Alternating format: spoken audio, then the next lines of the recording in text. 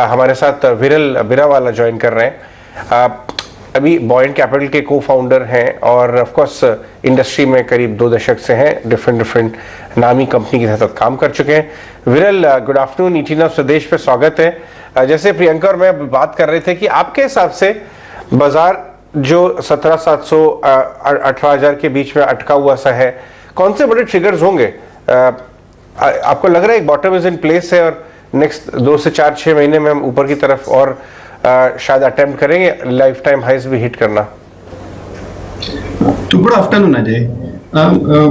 जो मार्केट का जो लास्ट 1 महीने का मूवमेंट है, थिंक 7 मार्च को मार्केट बॉटम हुआ था, ये रशिया और यूक्रेन कॉन्फ्लिक्ट हुआ उसके बाद, और वहां से एक्चुअली काफी रेजिलिएंट रहा है मार्केट। इस दौरान आप देखेंगे तो फेड का भी जो स्टेटमेंट था काफी हॉकिश था। इनफैक्ट 7 रेट हाइक की वो बात कर रहे हैं और ये पॉसिबल है कि जून में आधा टका से बढ़ा है। हमेशा वो 25 बेसिस पॉइंट से बढ़ाते, तो पॉसिबल है कि 50 बेसिस से हो। फिर उनका जो स्टेटमेंट है वो भी काफी हॉकिश था। तो पहले वो बॉन्ड खरीदते थे मार्केट से, अब मार्केट में बॉन्ड बेचना चालू करेंगे। तो एक तरफ है कि ग्लोबली सारे बॉन्ड मार्केट्स है वो एक्चुअली रिसेशन की तरफ पॉइंट कर रहे हैं ग्लोबल इकोनॉमी को, और दूसरी तरफ इक्विटी मार्केट्स काफी रेजिलिएंट है, एक्सेप्ट जो टेक पार्ट है वो छोड़ के इक्विटी मार्केट काफी रेजिलिएंट है। तो हाँ, शायद जो 15,600 का जो बॉटम हुआ था लास्ट मंथ, वो शायद बॉटम रह सकता है और इधर से इम्प्रूवमेंट आ सकती है। लेकिन एकदम बुलिश होने का भी अभी कोई स्कोप नहीं है, क्योंकि जो कमोडिटी प्राइस हाइक आए हैं उनका रिजल्ट्स में इम्पैक्ट अभी आना शुरू होगा।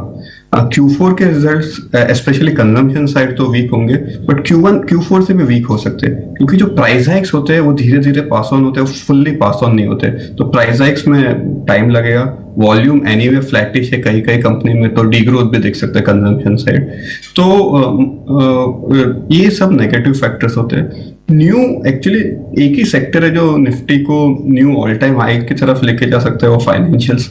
फाइनेंशियल बहुत अच्छा कर रहे हैं। फाइनेंशियल्स में पहले इश्यू एनपीएस का था, वो लार्जली बिहाइंड है, बट अभी जो ग्रोथ का भी इश्यू था वो भी अभी बिहाइंड है। आपने एचडीएफसी का जो मतलब पोस्ट क्वार्टर अपडेट दिया होगा, प्री रिजल्ट जो अपडेट देखा होगा, तो क्लियरली 20% टाइप ग्रोथ की बात कर रहे हैं, और कोटक भी वो रेंज में हो सकते हैं। इवन पीएसयू भी डबल डिजिट ग्रोथ में आएंगे।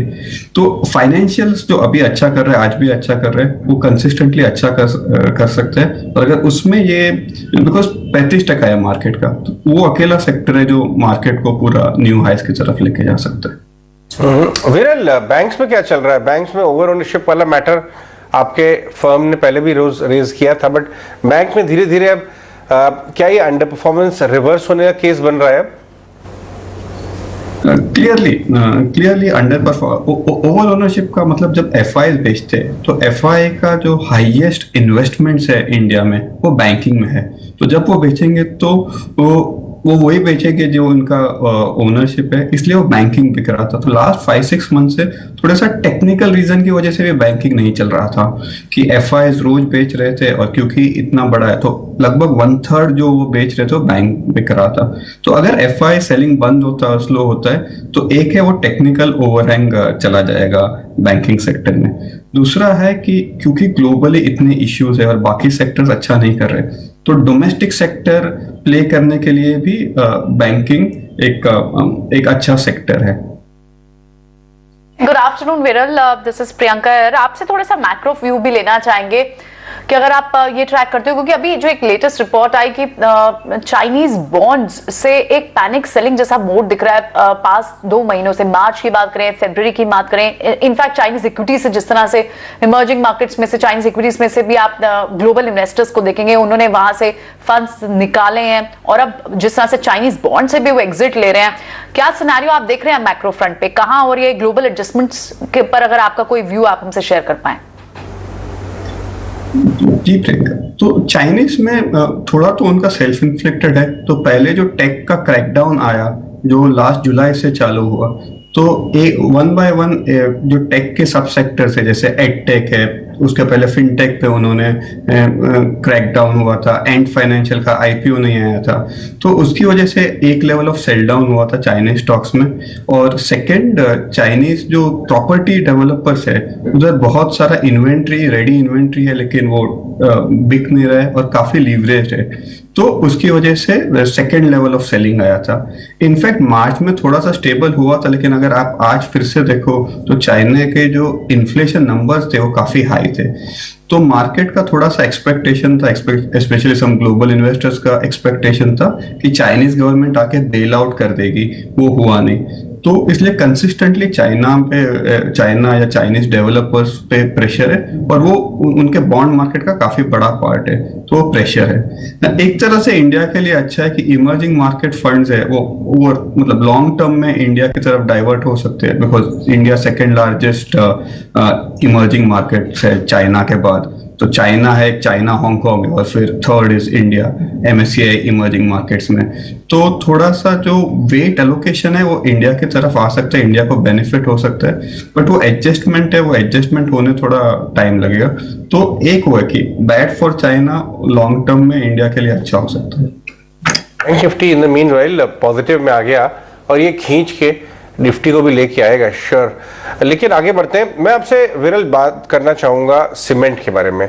आप देखिए अंबुजा सीमेंट कैसे चल रहा है, कुछ दिनों से इंडिया सीमेंट चल रहा था, श्री सीमेंट, और ये सब तब है जब ये सबको पता है कि ट्रांसपोर्टेशन कॉस्ट बढ़ने की वजह से काफी ज्यादा प्रेशर है इनकी कॉस्ट स्ट्रक्चर पे और मार्जिन में दबाव आएगा। इनफैक्ट जेके लक्ष्मी तो कुछ दिन पहले बोल रहा था 3-4% का मार्जिन इंपैक्ट आ सकता है। क्या ये फुली प्राइस्ड इन है? और ये जो बड़े बड़े मूव्स आ रहे हैं, अंबुजा सीमेंट 9%, 7.5% ऊपर, एसीसी 5% ऊपर, आपको कैसा लगता है और आपके कौन से पसंदीदा स्टॉक्स हैं अपने पोर्टफोलियो में या अदरवाइज? श्योर। तो सीमेंट में अजय एक ये हुआ है कि करेक्शन काफी स्टीप था। आप जो स्पेसिफिक नाम ले, अगर अंबुजा सीमेंट देखे तो I think November time frame, October या नवंबर में वो 440 रुपए भाव हुआ था, अभी गिर के नीचे 280 तक गया था। इनफैक्ट सारे सीमेंट स्टॉक्स पूरा ऑलमोस्ट विदाउट एन एक्सेप्शन उनके जो 5 साल के एवरेज ईवी एबिटा है उसके नीचे चला गया था। अभी शॉर्ट टर्म में तो प्रॉब्लम है, शॉर्ट टर्म में मार्जिन नीचे जाएंगे क्योंकि सारे नॉट ओनली लॉजिस्टिक्स का खर्चा बढ़ेगा, but even coking coal side pressure आएगा और पूरा एनर्जी कॉस्ट में प्रेशर आएगा। सीमेंट का कॉल थोड़ा मीडियम टर्म है, अराउंड 6 मंथ्स का कॉल है। सीमेंट में क्या हो रहा है कि एक जो इंक्रीमेंटल कैपेसिटी ऐड हो रही थी वो लास्ट 3-4 साल से थोड़ी रुक के हो रही है, तो जो यूटिलाइजेशन है वो पिकअप होगा, और ये ऑपरेटिंग लीवरेज का बिजनेस है। तो क्लियरली ओवर 6 मंथ्स जैसे ये सारे अभी या तो प्राइस हाइक्स हो जाएंगे या इनपुट कॉस्ट नीचे आ जाएंगे, तो सीमेंट का प्रॉफिटेबिलिटी और मार्जिन्स वापस आ जाएंगे, बट नॉट ये Q4 में या Q1 में उनके नंबर्स उतने अच्छे नहीं आएंगे, तो मार्जिन प्रेशर रहेगा। Secondly, on more fundamental basis, clearly general election के पहले 1-2 साल इंफ्रा एक्टिविटी पिकअप करता है, तो FY23 FY24 में हम वेरी लाइकली कि इंफ्रा इन्वेस्टमेंट ज्यादा होंगे, तो अगेन सीमेंट के लिए अच्छा है। रियल एस्टेट वेल नोन है कि ये सेक्टर काफी बुओयंट चल रहा है, काफी अच्छे से चल रहा है, तो डिमांड की कमी नहीं है, इंक्रीमेंटल कैपेसिटी नहीं आ रही है। तो I think market is overlooking कि शॉर्ट टर्म ओवरलुक करके लॉन्ग टर्म देख रहे हैं। हमको कौन से स्टॉक अच्छे लग रहे हैं? हमारे पोर्टफोलियो में we have Dalmia cement, east और साउथ का प्ले है, 4th लार्जेस्ट सीमेंट कैपेसिटी है कंट्री में, और अभी 35 मिलियन टन है। ओवर नेक्स्ट 4 साल काफी कम कैपेक्स से थोड़ा बहुत डी बॉटलिंग करके और थोड़ा स्मॉल ब्राउनफील्ड ऐड करके 46-47 मिलियन टन कैपेसिटी हो जाएगी। तो हमारा प्रेफर्ड पिक डालमिया है। ऑलराइट, सीमेंट पैक में आपका प्रेफर्ड पिक डालमिया। एक और आपका रिलायंस पर क्या व्यू रहेगा विरल? हमने देखा कि लास्ट क्वार्टर में तो और इनफैक्ट इस मंथ के स्टार्ट में एंड में हम जिस तरह से सिंगापुर जेरम्स सुधरने की बात की, उसके बाद हमने देखा भी oil and gas pack triggers उनके लिए क्लियर है, लेकिन रिलायंस पर आज एक रिपोर्ट भी आई, 3200 तक का लक्ष्य रहा गोल्डमैन सैक्स का। आप रिलायंस पर क्या व्यू बना रहे हैं? रिलायंस पे हमारा व्यू काफी पॉजिटिव है। तो रिलायंस में एक तो जो GRM है ये क्वार्टर में कुछ दिन तो $15 भी ट्रेड हुआ है, बट रिलायंस का जो GRM है वो जनरली स्टेडी होता है। तो जब भी सिंगापुर जीआरएम $3-4 भी होते हैं कुछ क्वार्टर्स में, तभी भी रिलायंस वो उनका जो रेंज है $10 से $12 का उसी में आता है, और बहुत ज़्यादा होता है तो भी वो रेंज बाउंड रहता है। वो उन लोग ऐसे मैनेज करते हैं कि सॉर्ट ऑफ वॉलेटिलिटी उन लोग काफ़ी कम कर देते हैं, शायद हेज करते होंगे, क्या करते होंगे। तो रिफाइनिंग जीआरएम में उतना वॉलेटिलिटी नहीं दिखना चाहिए। जो पेटकेम मार्जिन्स है वो भी काफ़ी अच्छे रहे थे, क्योंकि जनरली कमोडिटी प्राइसेस हाई थे, और थोड़ा सा इन्वेंट्री गेन भी होना चाहिए, क्योंकि at any point of time पूरे सारा क्वार्टर क्रूड धीरे धीरे भाव बढ़ते ही रहा, तो इन्वेंट्री गेन्स भी होनी चाहिए। दूसरा उनका जो टेलीकॉम साइड है, जो प्राइस हाइक्स लिए थे नवंबर में, तो दिसंबर क्वार्टर में उसका कोई इम्पैक्ट नहीं आया, सारे इंडस्ट्री ने प्राइस हाइक लिए थे, बट उसका हमको पूरा प्राइस हाइक का इम्पैक्ट और ज्यादातर प्राइस हाइक का इम्पैक्ट ये क्वार्टर में दिखेगा। और फाइनली कंजम्पशन साइड रिटेल ने अच्छा किया था, not gold retail but generally जो अपैरल रिटेल है या जो फूड रिटेल है उनके लिए भी वो सेक्टर के लिए अच्छा रहा था। तो रिलायंस के सारे ही मूविंग पार्ट्स फिलहाल काफी अच्छा कर रहे हैं। ऑलराइट, तो रिलायंस अच्छा लगता है यहाँ पर। रिजल्ट्स के बेसिस पे और कहाँ आपको ट्रिगर लगते हैं, क्योंकि मार्जिन प्रेशर तो जाहिर तौर पर एफएमसीजी स्पेस और जिनका भी कमोडिटी प्राइसेस एलिवेटेड होने के कारण मार्जिन्स पर प्रेशर रहेगा, वहां तो एक म्यूटेड ग्रोथ देखने को मिल सकती है। लेकिन आपको लगता है कि कॉर्पोरेट अर्निंग्स को बाजार ने काफी हद तक फैक्टर इन कर लिया, एनर्जी एडजस्टमेंट कर लिया बाजार ने, प्राइस एडजस्टमेंट कर लिया बाजार ने? कुछ सेक्टर्स में हुआ है। हमको लगता है कि आईटी में अभी भी पूरा कॉस्ट प्रेशर्स को मार्केट ने एक फैक्टर इन नहीं किया है। आईटी में दो साइड, आज से रिजल्ट्स आना चालू होंगे, तो आईटी में दो टाइप के कॉस्ट प्रेशर्स होंगे। एक तो जो वर्क फ्रॉम होम लगभग 2 साल से चल रहा था, वो अभी फाइनली आईटी साइड में खत्म हो रहा है। ये लास्ट सेक्टर है जहाँ एक्चुअली वर्क फ्रॉम ऑफिस हो रहा है। और ट्रैवल कॉस्ट जो काफी बड़े होते हैं, 2.5 से 3.25% होते थे, वो काफी आधा टका 1% पे चले गए थे। तो वो सारे कॉस्ट अभी वापस आना चालू हो जाएंगे आईटी में। और तो एक साइड जो वो एक्सपेंसेस चालू हो, दूसरे साइड बिकॉज ऑफ स्टार्टअप्स और जनरली डिमांड एनवायरनमेंट अभी भी बहुत अच्छा है, तो सैलरी हाइक्स का जो प्रेशर होगा वो भी आईटी में दिखते रहेगा। एट्रिशन, सारे क्वार्टर हमने जितने भी मैनेजमेंट के साथ बात की, किसी का भी ये व्यू नहीं था कि एट्रिशन घट रहा है। तो पॉसिबल है कि बहुत सारे बड़े कंपनी में भी हमको 20%, 25% ऊपर एट्रिशन दिखे। और मोस्टली सारी कंपनीज का अप्रैल का साइकिल होता है सैलरी हाइक्स देने का।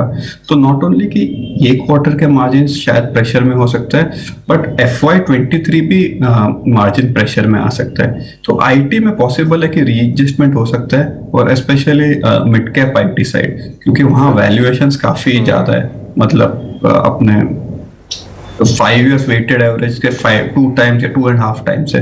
Mid cap IT side specially adjustment हो सकता है।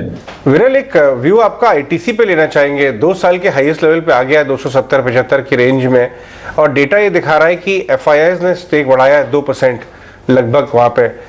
कोई थॉट वहां पे वैल्यूएशन पे या बिजनेस मॉडल पे?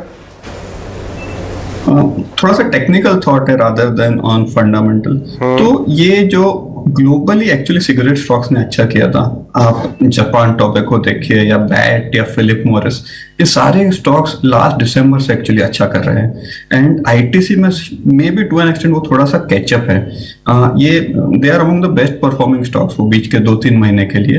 एंड पॉसिबल है कि वो जो ग्लोबल इन्वेस्टर्स है उन्होंने फिगर आउट किया होगा कि ग्लोबली सारे वैल्यू स्टॉक्स चल रहे हैं, इंडिया में आईटीसी थोड़ा लैगार्ड था, तो बाइंग हुई होगी। एक वो है।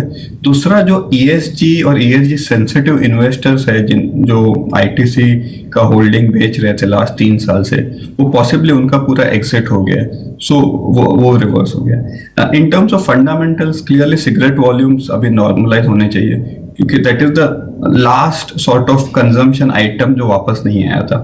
And as work from office चालू होता है, तो again cigarette volumes should start doing well. तो on a low base possible है कि बहुत high double digit growth on cigarette volumes दिख सकता है ये क्वार्टर में। ऑलराइट विरल, बहुत बहुत धन्यवाद हमसे बात करने के लिए। आइए जानते हैं सुमित से एग्जैक्टली डेटा कैसे चेंज हुआ है वहां पे। सुमित।